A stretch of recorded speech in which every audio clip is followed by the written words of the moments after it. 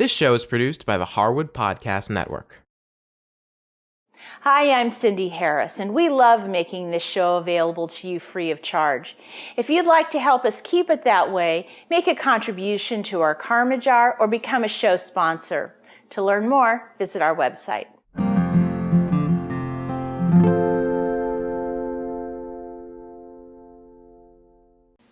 Today I'm making a batch of crumpets, and if you'd like to follow along with me, get your smartphone and scan the QR code here on the screen and the recipe will pop right up for you.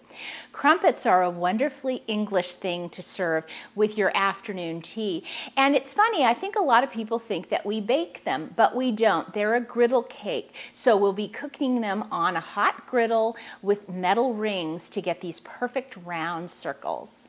I'm going to begin by getting my batter ready. Now I'm going to be mixing it in my standing mixer, but if you want to use a hand mixer, you could do that, or even a wooden spoon if you'd like. I'm going to start by measuring out my flour. I'm using just an all-purpose flour, and I'll measure out 3½ cups and put that in my mixing bowl. To that, I'll add 1 package of yeast, and this is about 2½ teaspoonfuls.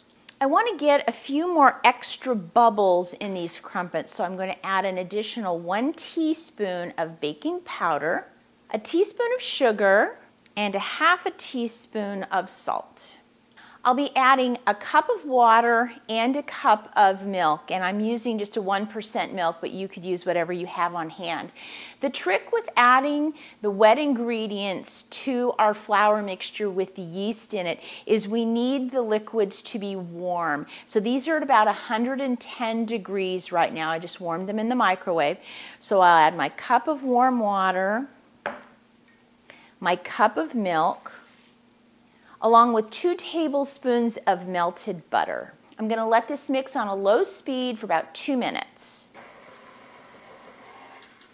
After the 2 minutes, I'll take my spatula, I'll scrape down the sides of the bowl, making sure that all that flour has gotten mixed in. Sometimes some can get trapped, and if so, I'll just let that spin for another couple seconds.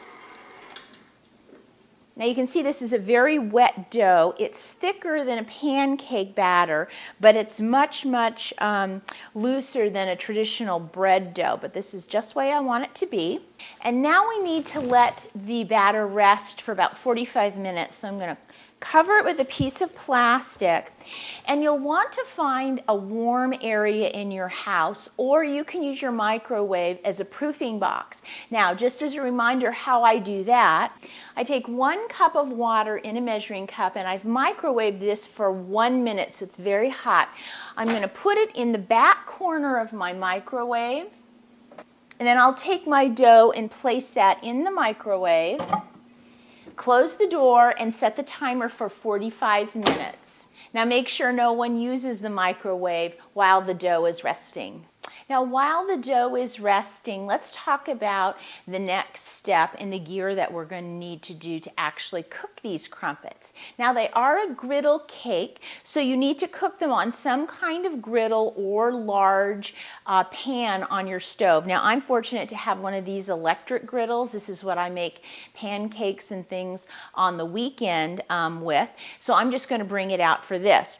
You also need to get some of these metal rings, and we use these so that the crumpets are formed in perfect circles. You'll also need some sort of turner, and I'm using one that has a coating on it because this is a non-stick griddle, and I don't want to scratch it by using a metal turner.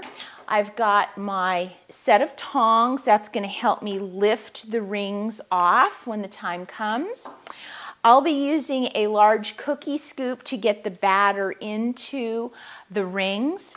I have a little cooling rack off to the side because as I cook the crumpets, I'll want to move them off to the side to cool down a bit. And then I also have some canola oil and a little bowl with paper towel. And this will be helpful to me when it's time to start oiling not only our griddle pan, but also our rings. Now my batter has been resting. It's gotten nice and puffy. And now it's time to start cooking. Now I've started my griddle on a medium heat. It's about 325 degrees.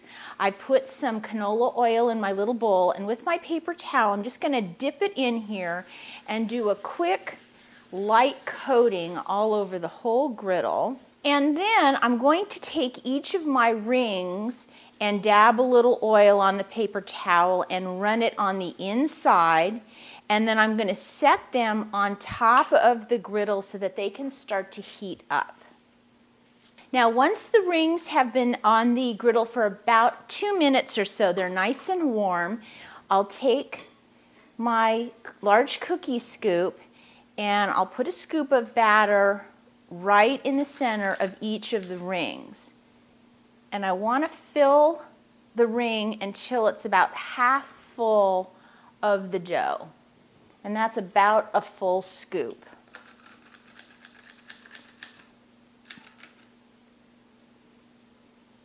And you kind of dab it out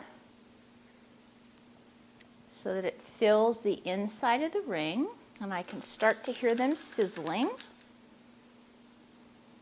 Now, what I'm looking to have happen is I want to see bubbles starting to form on the tops of the crumpets, and that's going to take about 7 or 8 minutes. If you'll notice right now, it's very shiny and wet looking on top. I'm looking for that to get much drier looking, and I want to see more and more bubbles starting to surface. Now, I can begin to see that my crumpets down on this side are getting to be very dry looking, which is what I want. So I'm going to take my tongs, I'm going to lift those rings off,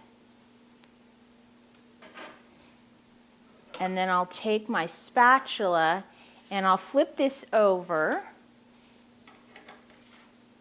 and I'm going to let that cook for just about 2 or 3 minutes, just till it's a light golden brown on the bottom.